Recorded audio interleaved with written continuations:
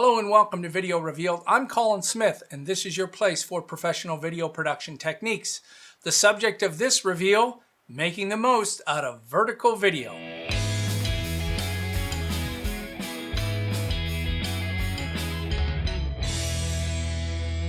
Stop shooting vertical video. It makes no sense. Unless you go home and flip your television on its side, vertical video is an absolute horrible thing. So how do we fix it? We've got a video, we got to show it. This is the one that we've been given to use. I'm going to show you a couple of techniques, some that are very simple and then some that are pretty radical. Let's have a look. So here we have our wonderful vertical video, and here it is brought into an HD frame. This frame is a typical 1920 1080 frame, and when you bring it in, this is what it looks like. And you can't just come in here and you can, but it's going to look like crap if you scale that up. It's going to get artifacts. It's just going to be absolutely horrible. So you can't do that.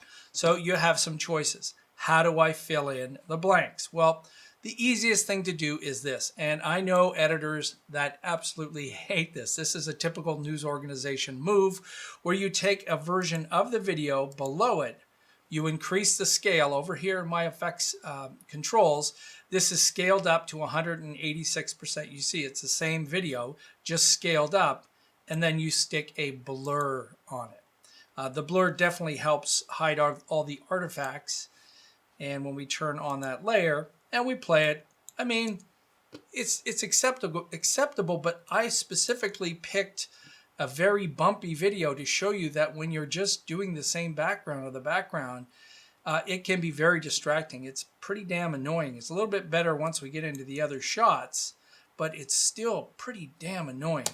Okay, so what else can we do? Well, I thought if this is a shot of a bunch of these wind turbines, maybe go to the location where these wind turbines actually exist.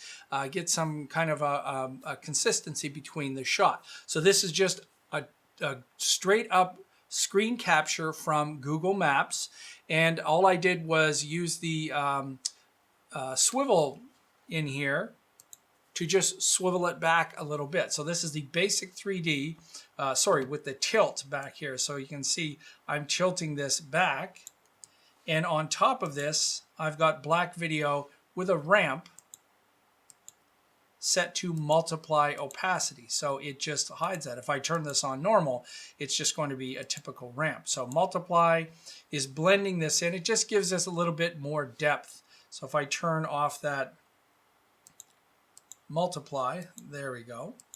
And I also took a Google Earth Maps satellite view behind there too. So let's just look at it with the Google Maps version. And then I just move the video up from the bottom. It's playing back. It's a lot less distracting. And if I wanted to take this a step further, I could even drive along the virtual map and show the position of where this was taken at that point.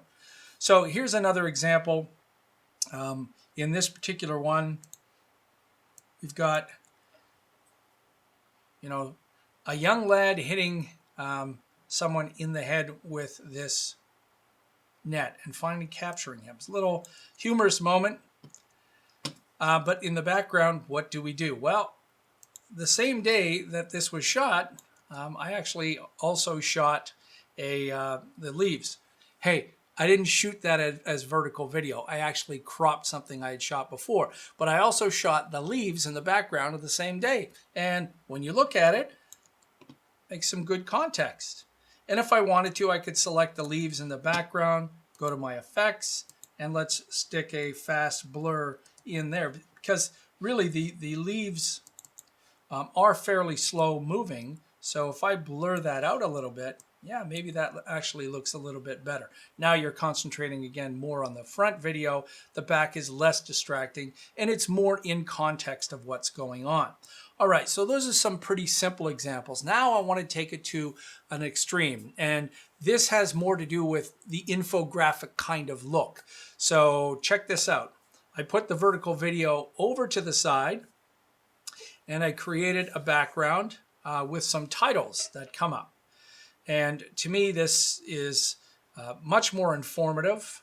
The vertical video is now part of a complete design of what this looks like, as opposed to just something stuck in the middle.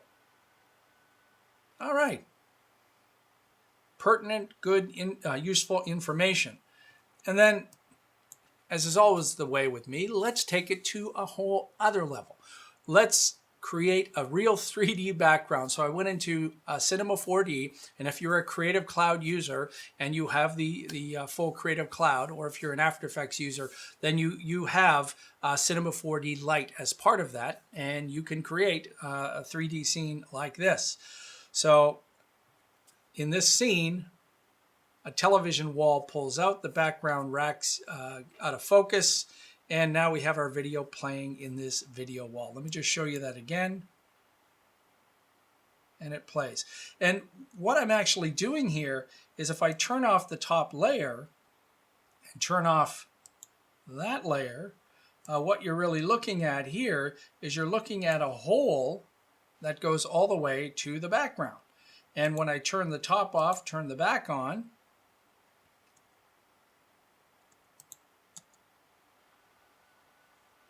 that's really what I have. Before this turns on, you're actually looking at the noise, which is a layer of black video with noise stuck on it. So it's just an effect of noise. Above that is the vertical video, and I'm using corner pin in here. So if you look at the video, it's stuck into this shape, and over on the left, I used corner pin, which you can move these corners around, which helped me stick it in that spot. And then on top of that, I've got my video wall that has these holes cut in it. So all you're seeing is now the vertical video in the background. So let me play that one more time. There it is, it comes up. And you could have a newscaster maybe over here talking about this video at the same time. Seriously, it took no time to crank that out in Cinema 4D, spit it out, drop it in here, and I chose a very non-photorealistic background. Everything is very simple whites and grays, so that it would blend more in the background. And when I brought it in, it was actually too intense. That's why I threw that rack focus, which is a fake rack focus, which is just fast blur going from 0 to about 100 pixel blur so that it blurs it out. All right, so stop shooting vertical video if you are in fact shooting vertical video. And if you're the poor editor that gets handed vertical video and you have to deal with it, at least you have some creative ways to handle it. All right. Hopefully you found this informative. If you did, then please click on the subscribe button to Video Revealed. If you're not already an Adobe Creative Cloud user, there's a special link in the description for you to get your free 30-day trial. Till next time, I'm Colin Smith, and it's my job to get you to stop shooting vertical video and get you looking your best.